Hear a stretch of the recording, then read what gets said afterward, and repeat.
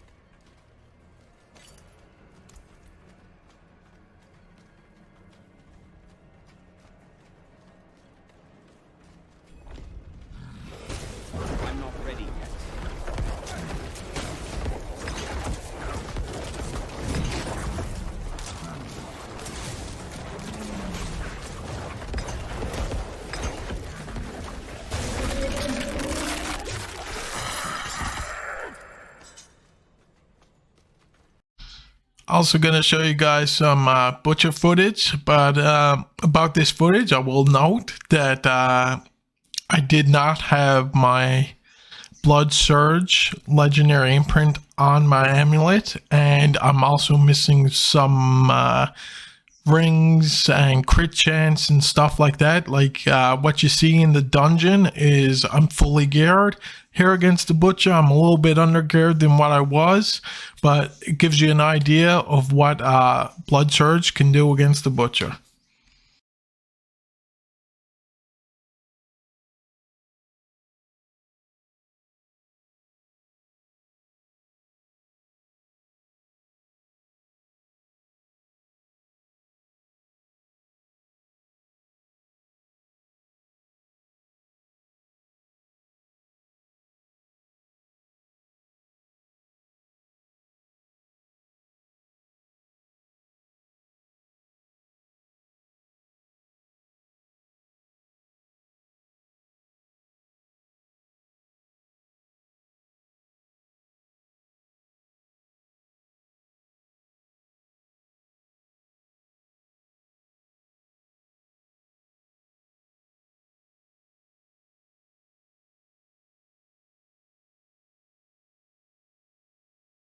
So as you guys can see, the build is pretty strong. All you do is you run, you group up the enemies best as possible. You usually cast about one Blood Surge, and that's it. The group of enemies is usually pretty dead.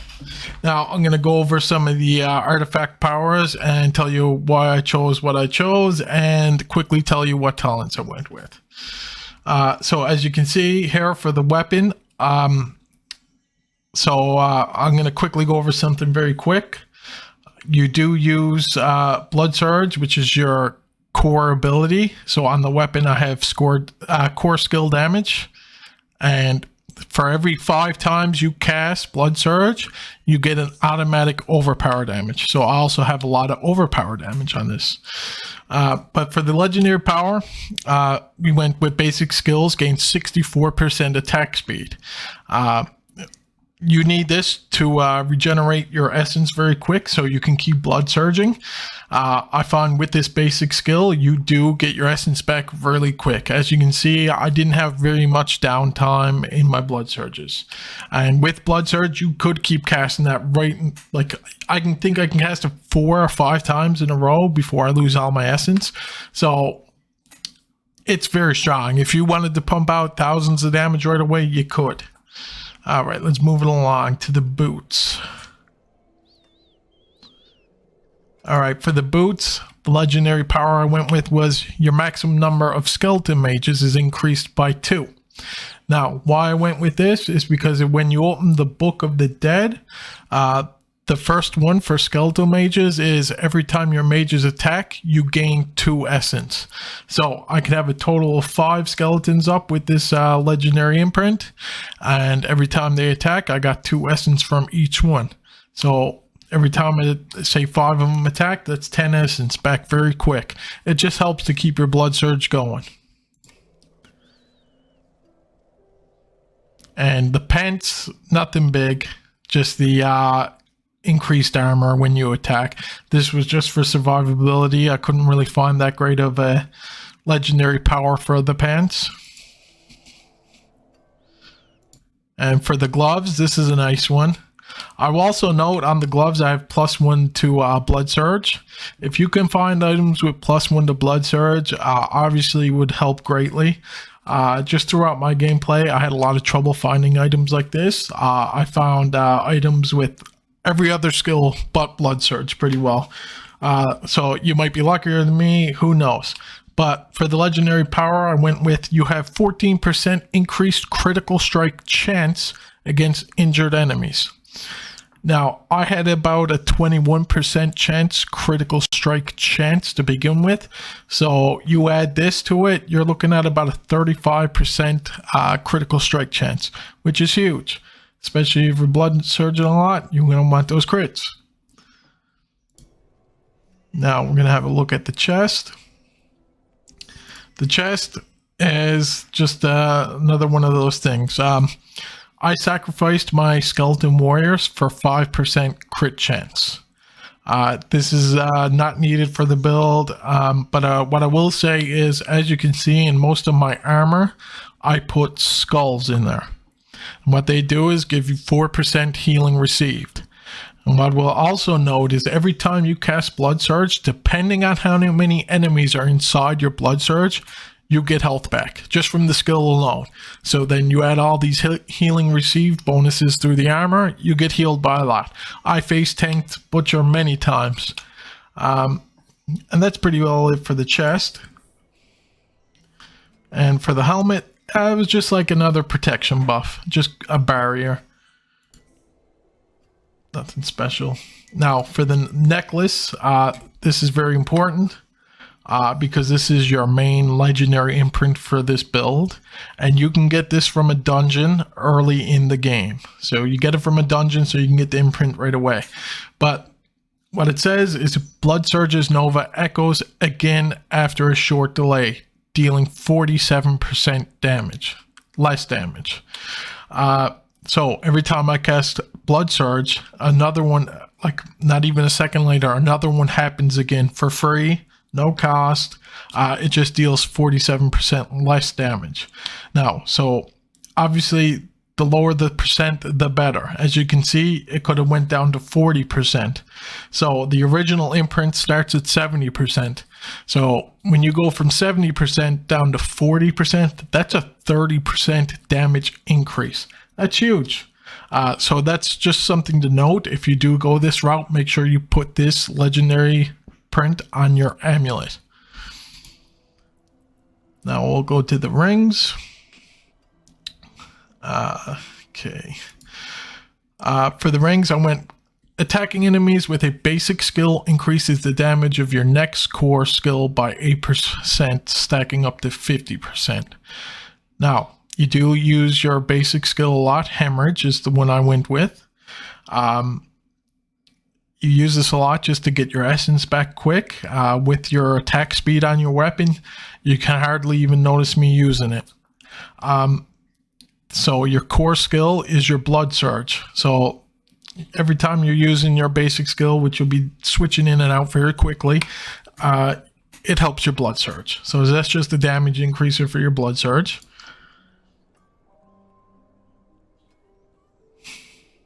Then we went with deal 9.3% increased damage for each second you stand still, up to 30%. So blood surge is like a Nova. You when you're facing enemies like bosses or just high health enemies, you're standing still there for a couple seconds or whatever. This is just a damage increase. I will also note that's why I went with the ultimate Bone Storm. It's a AoE of bones that swirl around you, and Blood Nova is something very similar. So when you use Bone Storm and your blood surging away, it's a lot of damage output. That's it for the legendaries. I'm going to quickly go over the talents from what I know. I put 5 points into Hemorrhage, which is my basic skill.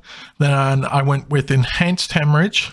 And then the next option for Hemorrhage I went with was every time you attack, you gain Fortify, which helps you a lot. And then we go down to core skills, which is obviously your Blood Surge. I maxed Blood Surge, and then I went with Enhanced Blood Surge, which is the one that heals you every time you use it.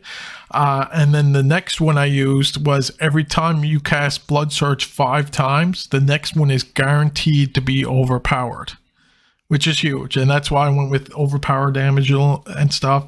So as you can see in the video, if you go back, all the blue numbers you see is usually from using that for the 5th time. And then after that, I went down to the Macabry skills, and in that I chose mostly blood passives. The main blood passive in that I put 1 point into most of them, but the one I maxed out the most was the one when you're healthy, which is 80% and above, your blood skills deal 18% increased damage. It's almost like Glass Cannon, just not really a negative effect, just as long as you're healthy. But like I said, when you're blood surging all the time, you're stealing health. You don't ever fall below healthy, really. And then for the ultimate, I went with Bone Storm, and that's pretty well it. Hope you guys enjoyed the video. I will be making more Diablo 4 content. I can't wait for release. Hope to see y'all in the next one. Peace.